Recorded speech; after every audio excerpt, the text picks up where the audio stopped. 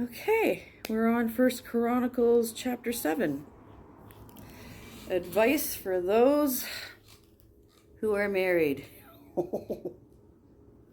Touchy subject. I'm kidding. I'm married, but I'm unyoked with the wrong kind of person. But it's one of those things. Maybe he will become a faithful servant of the Lord at some point. So here I am sticking it out. It's not easy though when you're on two different tracks. That's why Billy Graham once said, don't yoke yourself with somebody who's not a Christian. It just makes life even tougher, and it does. Okay, so now I want to deal with the things you wrote me about. Some of you say it's a good for a man not to sleep with a woman. But since sexual sin is happening, each man should sleep with his own wife.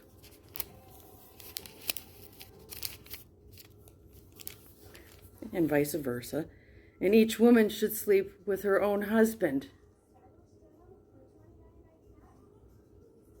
A husband should satisfy his wife's needs.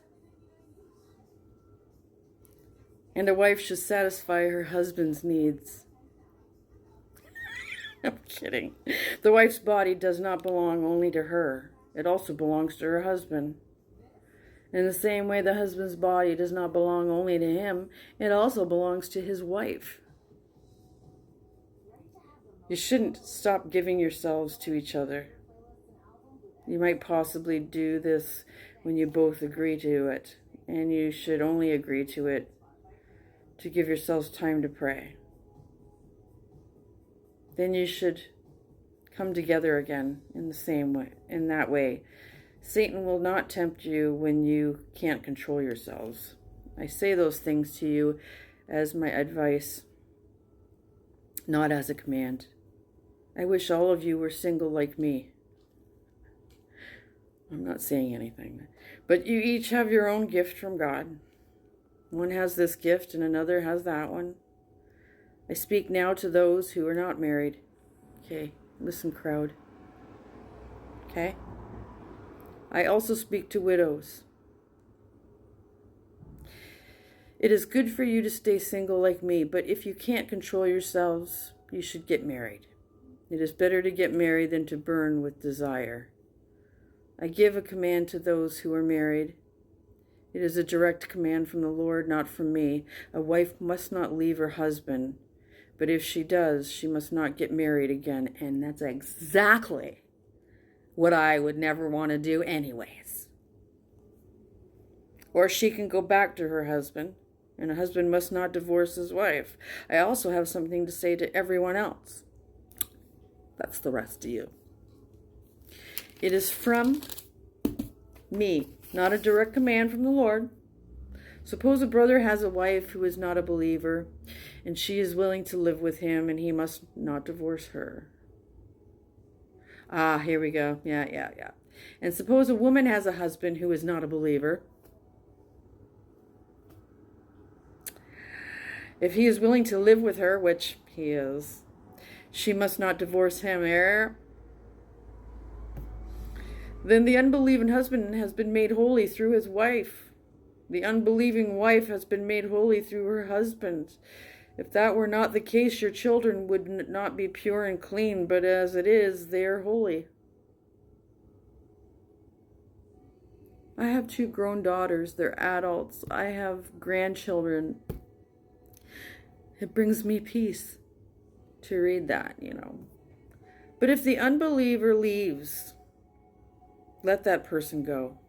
So if my husband says, yeah, I'm just not into the way you've changed. Like, he has told me I've changed a lot, which I guess is good for me, right? But he's almost not been able to handle it. And I was looking at him going, well, do you want to call it Splitsville? And he's like, well, something's got to give here. Like, I don't mind supporting you and you making my lunches, but that's really what it is. And he's not lying. It got to that point. And so I have to meet him halfway, without sin, of course. and things have been okay so far. He says he's got nothing against me believing in the Lord or anything like that. He's his own person. But anyways, like I said, this is nice to a breath of fresh air to breathe in, knowing this. But if the unbeliever leaves, let that person go. And in that case, the believer does not have to stay married to the unbeliever. God wants us to live in peace. Wife, how do you know if you will save your husband? See, there's a chance for him. God can do anything. He can change a murderer into a believer. He can change anyone, really.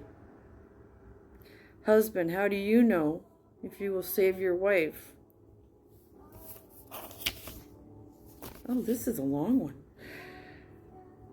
Okay, I'm going to do the next part of it. So stay as you were when God chose you. And I'm probably just going to read up to verse 24 on this. And I'm going to have to finish it later. But each believer should live in whatever situation the Lord has given them. Stay as you were when God chose you. That's the rule all the churches must follow. Was a man already circumcised when God chose him? Then he should not become uncircumcised. Was he uncircumcised when God chose him? Then he should not be circumcised. Being circumcised means nothing. Being uncircumcised means nothing. Doing what God commands is what counts. Each of you should stay as you were when God chose you. Were you a slave when God chose you? Don't let it trouble you, but if you can get your master to set you free, do it. The person who was a slave when the Lord chose them is now the Lord's free person. The one who was free when God chose them is now a slave of Christ. Christ has paid the price for you. Don't become slaves of human beings. Brothers and sisters, each person is accountable to God, so each person should stay as they were when God chose them. Then the next heading is advice for those who are not married.